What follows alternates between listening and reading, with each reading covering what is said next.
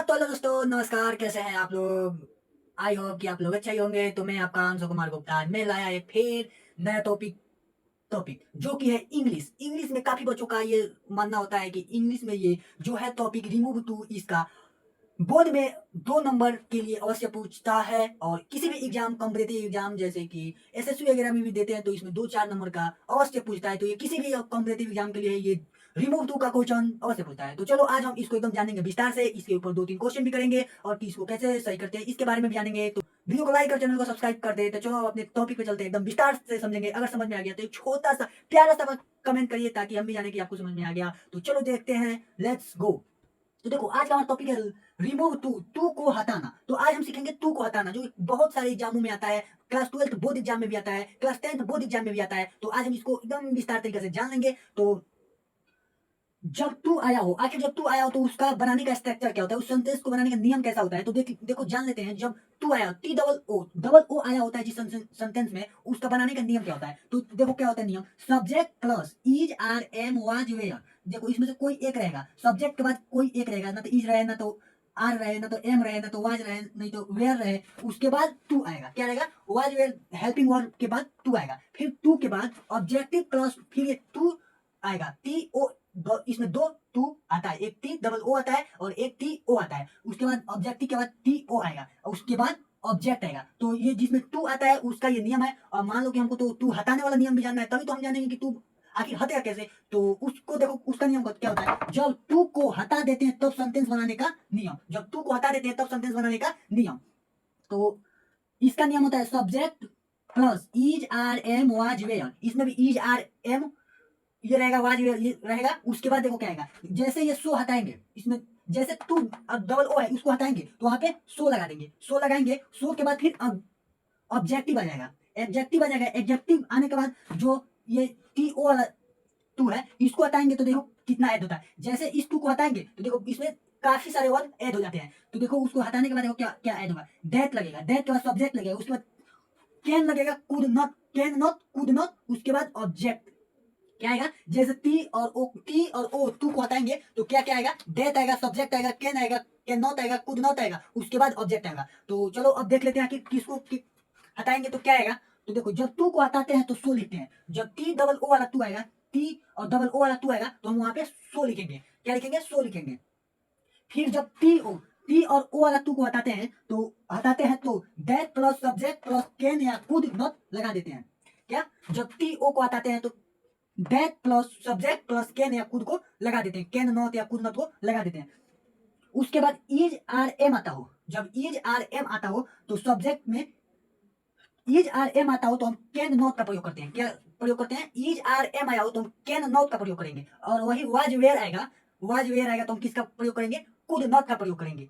तो हम इतना जान गए। उसके बाद चलो अब हम जान लेंगे इसके ऊपर 2-3 क्वेश्चन करके देख लेते हैं ताकि हमें आसानी से आ जाए। तो चलो इसको स्क्रीनशॉट ले लो ताकि समझ में अच्छा से आ जाएगा।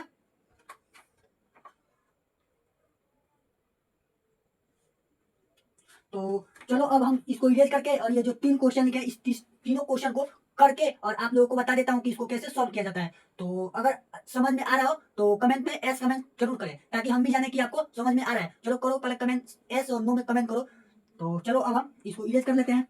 स्क्रीनशॉट हो गया है ना, ठीक है। चलो देखते हैं पहला सवाल है he is too proud to in proud to listen to anyone. तो इसको बनाने के लिए देखो क्या करेंगे, ही को वैसे लिख देंगे। पहला देखो यहाँ पे मैं बना रहा हूँ, पहला को बना रहा हूँ, आप लोग अच्छे से समझ लीजिएगा। तो पहला है ही, इसको लिखेंगे ही इज, इसमें तो कोई चेंज नहीं करना है। अब ही इस टू को हटाएंगे, जब इस टू को हटाएंगे तो यहाँ पे ऑटोमेटिकली सो आ जाएगा। जब टू को हटाएंगे तो हमारा सो आ जाएगा। सो प्राउड, फिर टू आ जाएगा, सो लिखा गया, उसके बाद यहाँ पे प्राउड प्राउड लिख देंगे।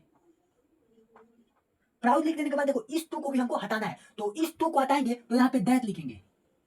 दैट के बाद सब्जेक्ट लिखेंगे। क्या सब्जेक्ट लिखेंगे, हम रूल में था कि हम सब्जेक्ट लिखेंगे। तो ही है तो ही के जगह पे हम सब्जेक्ट के रूप में ही लिख लेंगे। तो यहाँ पे फिर ही लिखेंगे। उसके बाद कैन नॉट और कुड नॉट का भी प्रयोग करना था। सब that plus subject plus can या कुड नॉट का भी प्रयोग करना था। तो यहाँ पे देखो इज है तो हम किसका प्रयोग करेंगे, कैन नॉट का प्रयोग करेंगे। तो देखो यहाँ पे, अब यहाँ पे जगह नहीं, यहाँ पे लिख लेना है can not, proud to listen anyone है तो यहाँ पे लिख देंगे हम लिसन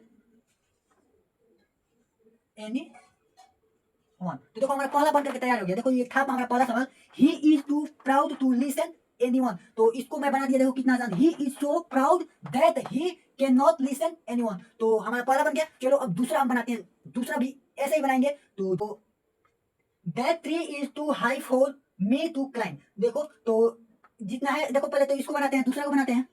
दूसरे को बनाने के लिए पहले जैसे ये ऐसे लिख देंगे, the T R three is भी है तो इज को भी हम वैसे ही लिख देंगे। अब इसके आगे जो चेंज करना है उसके आगे चेंज करना है। थ्री के बाद देखो टू है तो टू को हम हटाएंगे तो क्या ऐड करेंगे, सो। टू हटा करके हम क्या लिख देना है, सो लिख देना है। सो के बाद हाई वैसे ही जैसे है वैसे ही सो के बाद हाई आ जाएगा।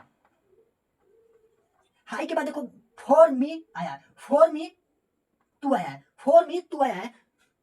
जब फॉर मी टू आया तो देखो फॉर मी को हमको चेंज करना पड़ेगा। फॉर मी को देखो यहाँ पे देखो फॉर मी आया हो तो आई में चेंज होगा। फॉर हिम आया हो, फॉर हिम आया हो, हिम आया हो तो ही में चेंज हो जाएगा। फॉर अस आया हो तो अस में वी में चेंज हो जाएगा। और फॉर हर आया हो तो सी में चेंज हो जाएगा। और फॉर इट आया हो तो उसको हम इट में बदल देते हैं। तो देखो क्या होगा, अभी हाई हो गया। अब देखो फिर ये टू को हटाएंगे, टू को हटाएंगे तो हम यहाँ पे क्या लिखेंगे, दैट।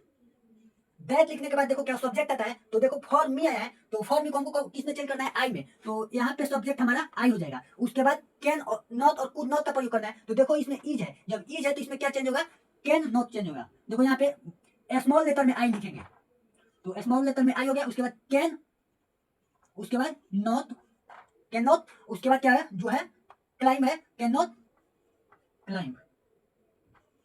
तो देखो हमारा पहला और दूसरा बन के तैयार हो गया। तो देखो तीसरा है, he is too proud to accept to any help. तो मैं उम्मीद है कि आप लोग अच्छे से समझ गए होंगे। तो ये तीसरा जो क्वेश्चन है इसको आप कमेंट में सही करके दिखाएंगे। तो मिलते हैं नेक्स्ट वीडियो में, तब तक के लिए बाय बाय। अगर ये वीडियो अच्छा लगा हो तो अपने दोस्तों के पास शेयर करें। तो चलो मिलते हैं नेक्स्ट वीडियो में नेक्स्ट टॉपिक के साथ।